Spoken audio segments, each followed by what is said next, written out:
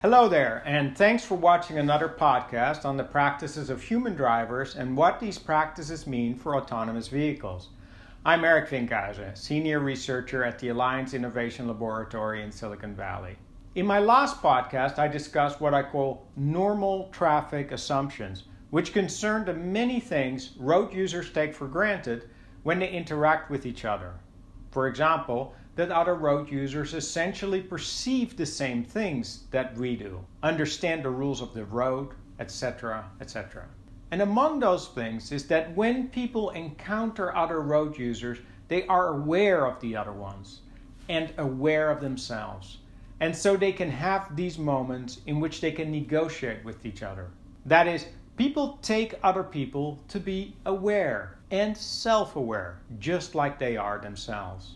Furthermore, I pointed out that one of the dangers of autonomous vehicles is that we can't take any of these normal traffic assumptions for granted, although this may not be obvious to other drivers when they encounter an autonomous vehicle. Some people who saw the Normal Traffic Assumptions podcast objected to the idea that self-awareness is necessary for driving. They argued that artificial intelligence has been extraordinarily successful in many domains, such as playing chess, Jeopardy, and Go, without being self-aware at all. Indeed, AI programs have beaten the world champions in these games, proving that intelligence can be achieved without awareness. But does the success of artificial intelligence in playing these games mean that AI can in principle automate any other task, like driving? There are many differences between playing a formal game and driving, of course. For one, when these AI programs played these games, there was no need for them to communicate directly with other people, or indeed to be aware of what they were doing at all. To illustrate, consider this example from the AI computer named Watson, developed by IBM, that was programmed to play the game Jeopardy! Watson easily beat the best human Jeopardy! Players, Ken Jennings and Brad Rutter. But there was this curious moment in the game. It happened when the category was Name the Decade. Brad? Let's go to Name the Decade for 1,000. The first modern crossword puzzle is published and Oreo cookies are introduced. Ken? What are the 20s? No. Watson? What is 1920s? No, Ken said that. After Ken answers, what are the 20s, Watson buzzed, and it answers, what are the 1920s? And the moderator immediately says, no, Ken said that. And you can see Ken turn his head towards Watson, kind of stunned. By repeating the same answer, the wrong answer, it becomes apparent that Watson is not really playing the game Jeopardy! Against Ken and Brad. While for the players it is a contest of memory and knowledge and speed, Watson is just running its program totally unaware. It won Jeopardy! But it only won by our standards. It didn't care. It was a victory for Watson's programmers, to be sure, but not for Watson. It was completely oblivious to its own significance in the efforts to demonstrate how artificial intelligence can outperform people. It is an ironic moment because just as Watson was supposed to show how much smarter than people computers will be, by giving the same wrong answer, it demonstrated just how far from human it really is. And the same counts, of course, for Deep Blue that beat Garry Kasparov in chess and AlphaGo that beat Lee Sedol in Go. These programs beat the best players, but without any awareness.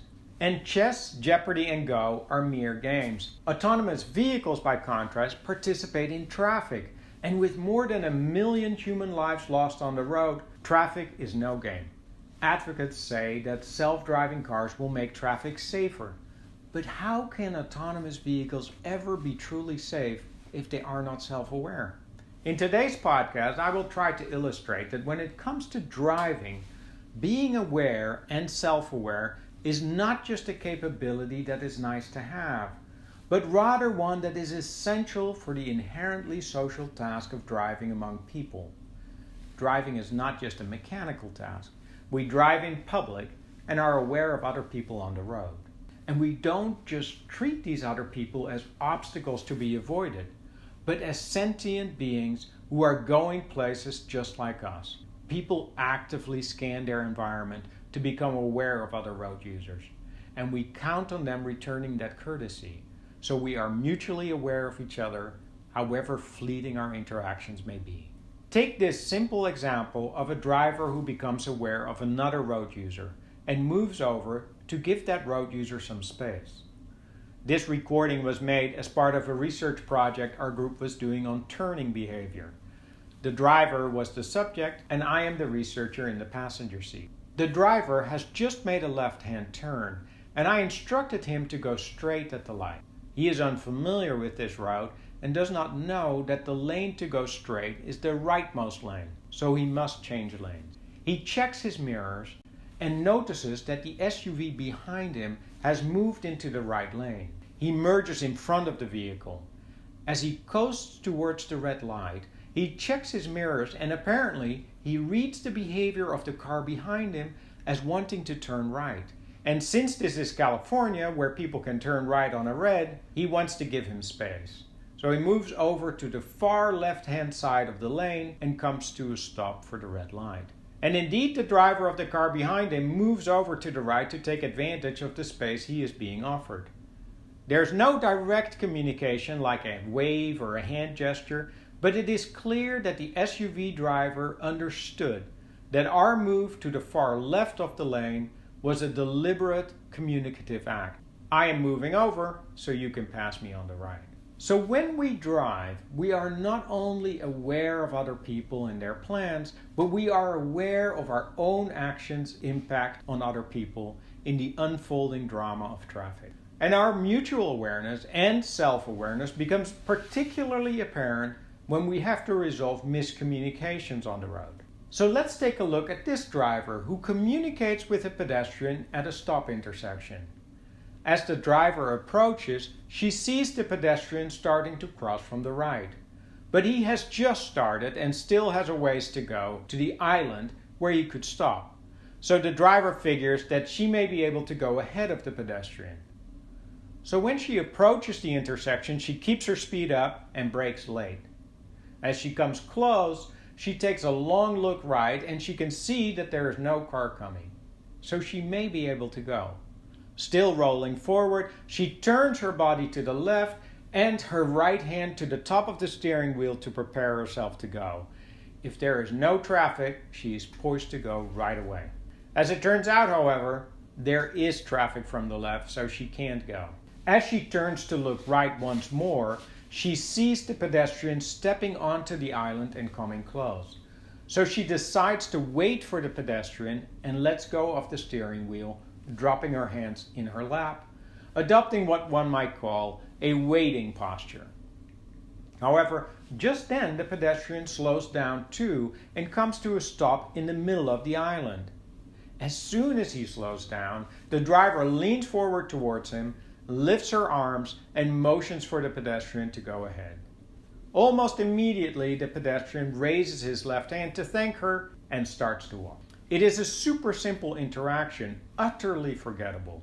I feel certain that this kind of interaction happens millions of times every day on our streets. But this mundane interaction could only run off this smoothly because these two individuals trusted that both were aware of each other and of themselves. It requires awareness on the part of both the pedestrian and the driver to see that their paths are crossing and that one must go ahead of the other. They are just momentarily confused about who should go ahead of whom. Just when the driver has decided she would let the pedestrian go, he also stops to let her go. Immediately she understands that his action means that their perspective is not aligned, so she waves him on.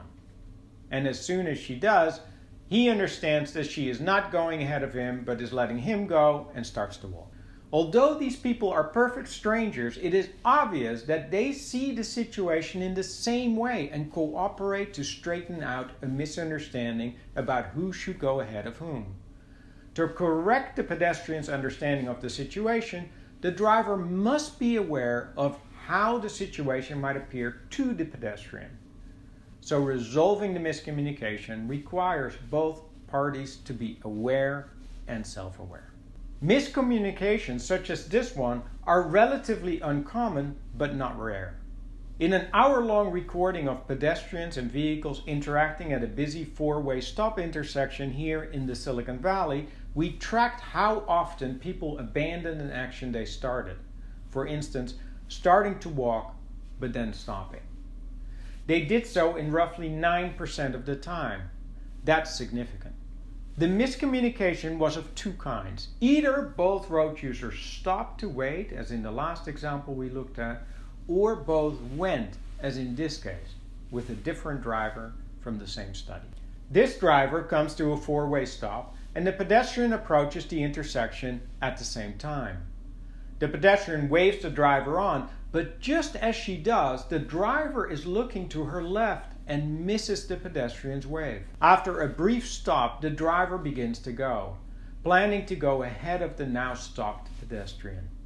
As she crosses the intersection, the pedestrian starts walking towards the road. We can assume that since the pedestrian had waved the car on, she is aiming to cross behind the car.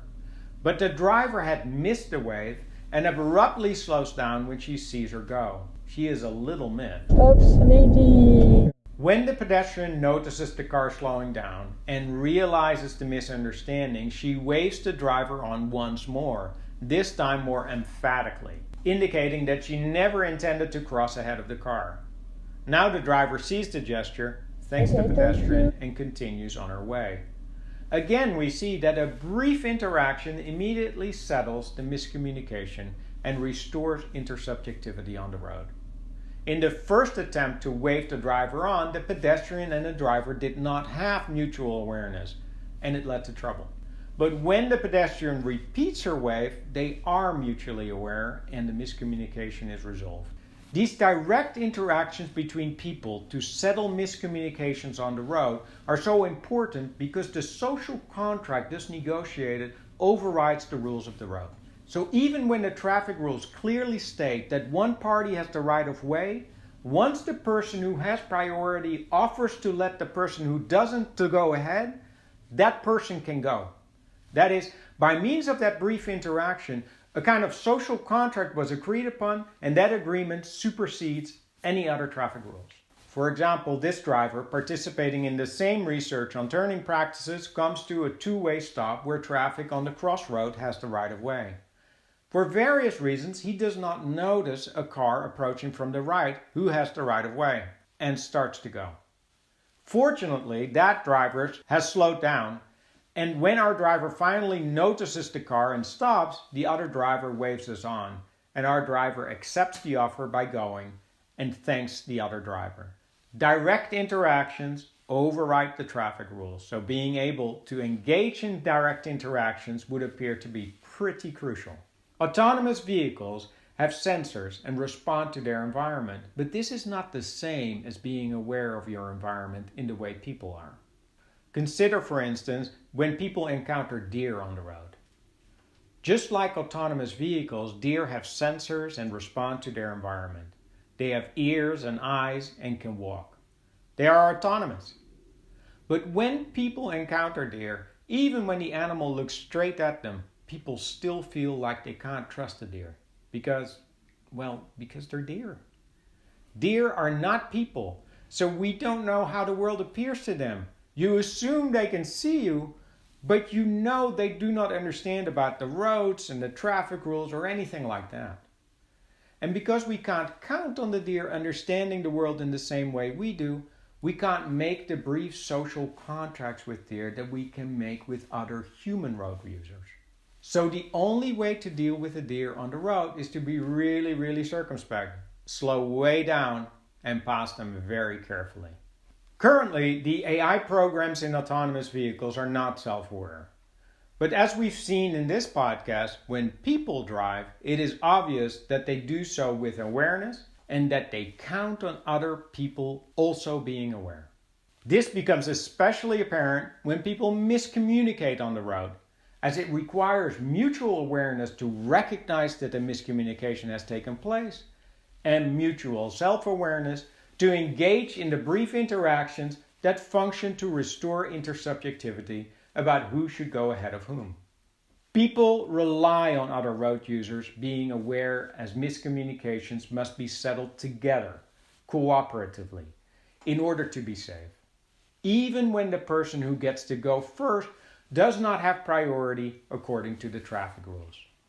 Deer are certainly aware of their environment, but they are not human, and therefore it is impossible to agree on the brief social contracts that allow people to address miscommunications so effortlessly.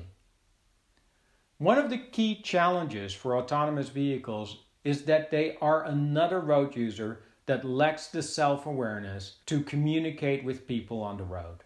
Mostly, this may not be a problem, but when the inevitable miscommunications occur, autonomous vehicles will lack the capability to engage in direct interaction. In that case, people will need to treat them much like they do deer, very, very carefully.